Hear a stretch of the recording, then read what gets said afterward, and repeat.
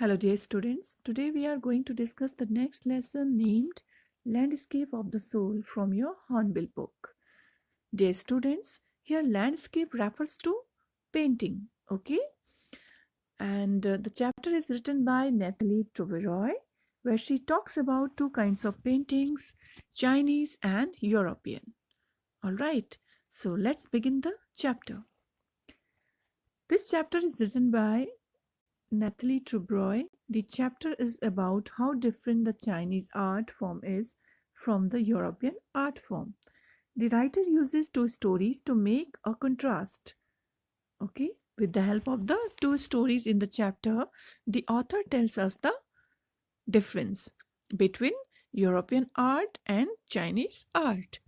European art is about reproducing an actual view, actual view of landscape, while Chinese art is about not creating a real landscape. European art is an artist's way to let viewers show exactly what he wants them to see in the landscape. Okay, means European paintings are real paintings, while Chinese art is the artist's spiritual and inner voice where you can travel from any point and it lets the viewer creates a path of their imagination. Means to view the Chinese painting, you must be imaginative. Okay. Now, dear children, let us discuss the summary of the chapter Landscape of the Soul. In this chapter, the writer contrasts two forms of art, Chinese art and European art, by using two different stories. Okay. Uh, First one is in China during the 8th century, the Tang Emperor Zhuangzong. There was a Tang Emperor named Zhuangzong commissioned a painter Wu Daozi. Commission means appointed. A painter. His name was Wu Daozi to decorate a wall in the palace. Okay, in his palace. Upon seeing the wall painting, when the painter has completed the painting, he saw the painting. The emperor started noticing the outer appearance. He saw the appearance, external appearance of the painting, but the painter drew his attention to a cave. But the painter showed the king the cave at the foot of the mountain, which he had painted in the painting at the foot of the mountain. The painter told the emperor that he would take him inside the painting. The painter entered the cave and the entrance closed behind him, the entrance of the cave. As soon as the painter clapped his hands, the painting on the wall was gone, and so was the painter. But what happened there? The painter, he clapped his hands and disappeared with the painting. It was Chinese art. Now, dear children, in another story, a painter wouldn't draw an eye of a dragon as he feared that the dragon would fly out of the painting. Okay? In another story, to represent a European art form, a master blacksmith. Okay? He falls in love with a painter's daughter. The father didn't approve of him because of his profession.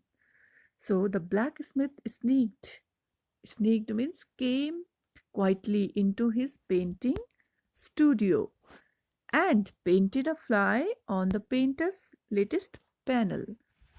Actually, he wanted to prove that he was also a painter, the boy blacksmith. So he painted a fly. The fly seemed so real that the painter tried to hit it first.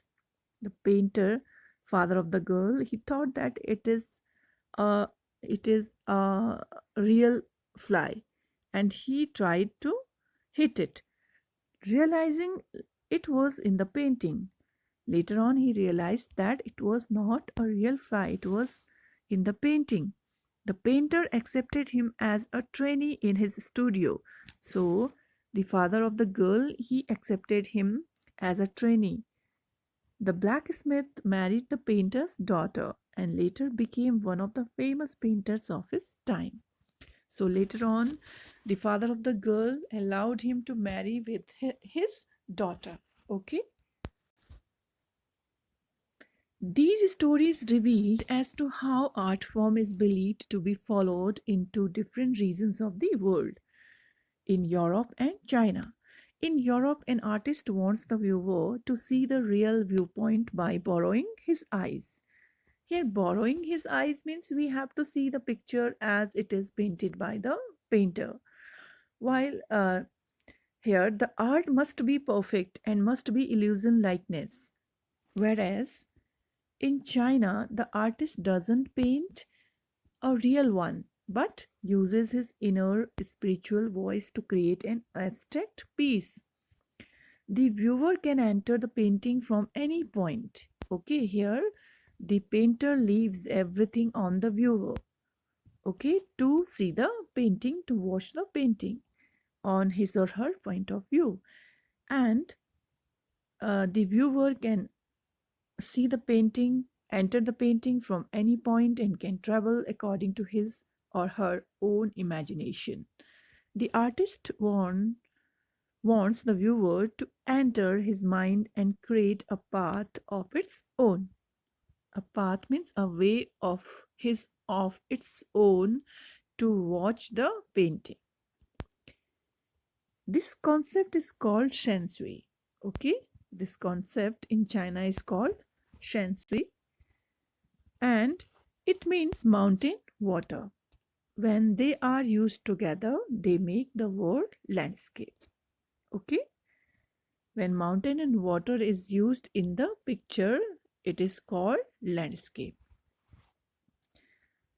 So, dear students, now that's all for this chapter, the summary of this chapter.